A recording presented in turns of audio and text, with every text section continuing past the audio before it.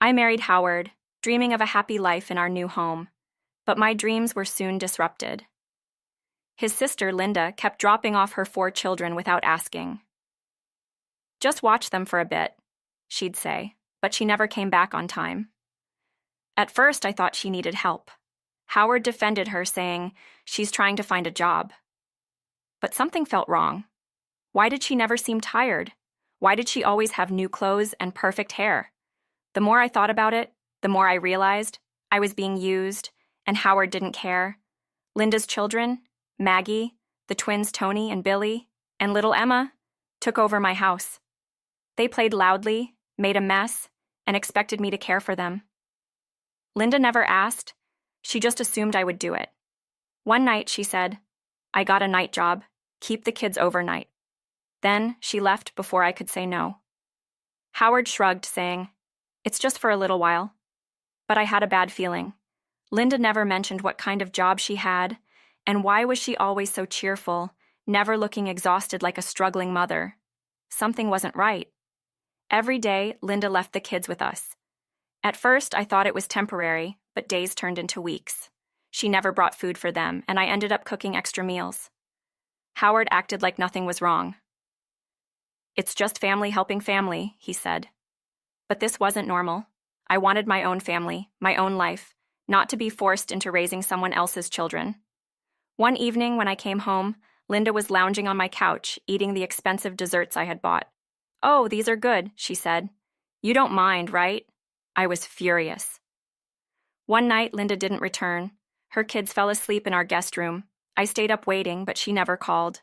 The next morning, she finally showed up, yawning and stretching. "Oh, sorry. I lost track of time," she said carelessly. That was the moment I knew. She wasn't looking for work. She was out enjoying herself, and we were raising her kids for free. I turned to Howard, expecting him to finally be angry. Instead, he sighed and said, "She's tired. She needs a break." That was it. I realized he would never stand up to her. I needed to know the truth. The next day, I secretly called one of Linda's old friends. What I learned made me sick. Linda didn't have a job. She was partying every night at clubs. While I stayed home taking care of her children, she was spending money on drinks and fun. I felt like a fool. That night, when she came to pick up her kids, I confronted her. "You lied. You're not working at all," I said. Linda smirked. "So what? You're doing a great job watching them." Howard didn't say a word. My heart sank. The next morning, Linda made things worse. "Why don't we move in?" she said. "You have a big house. There's plenty of room." I waited for Howard to say no. He didn't. He laughed like it was a joke. "Come on, Linda. That's crazy." But she wasn't joking. "Think about it. The kids are happy here," she said. Then she turned to me. "You don't mind, do you?"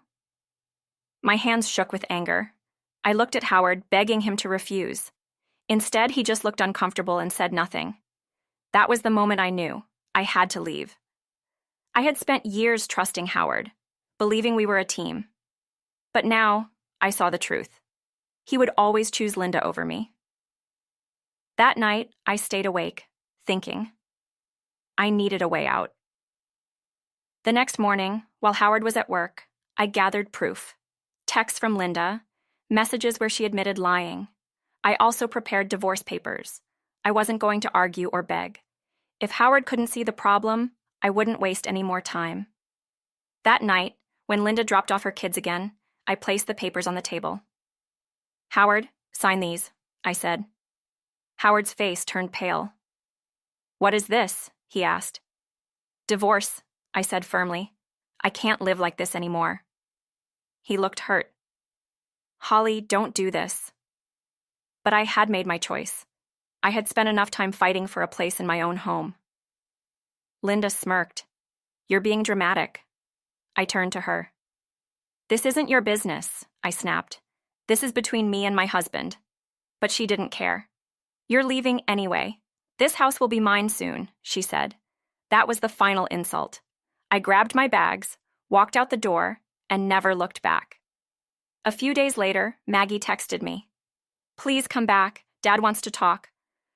I wasn't sure if I should go, but something told me I needed to, When I arrived, Linda was furious. "You ruined everything," she shouted.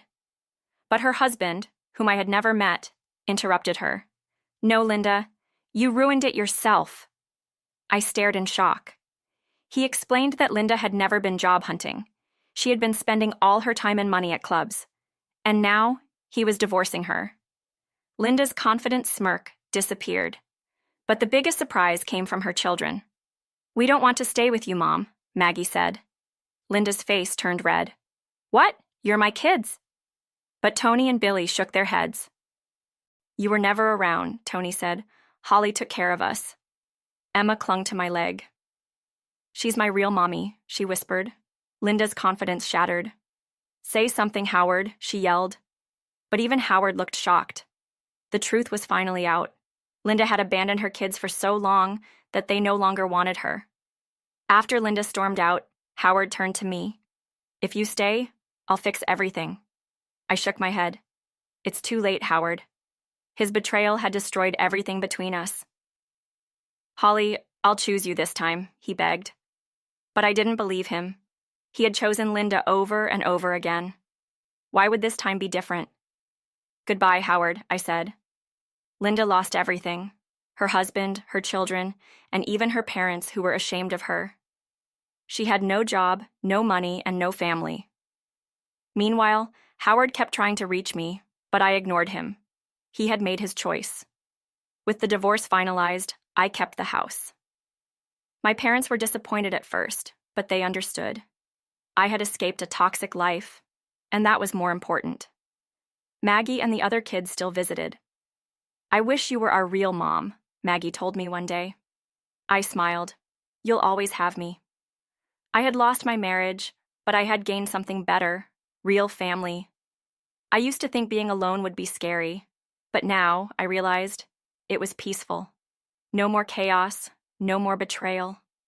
Just me, living my life on my own terms. I had been through heartbreak and lies, but I had survived. My life was mine again, and for the first time in years, I was truly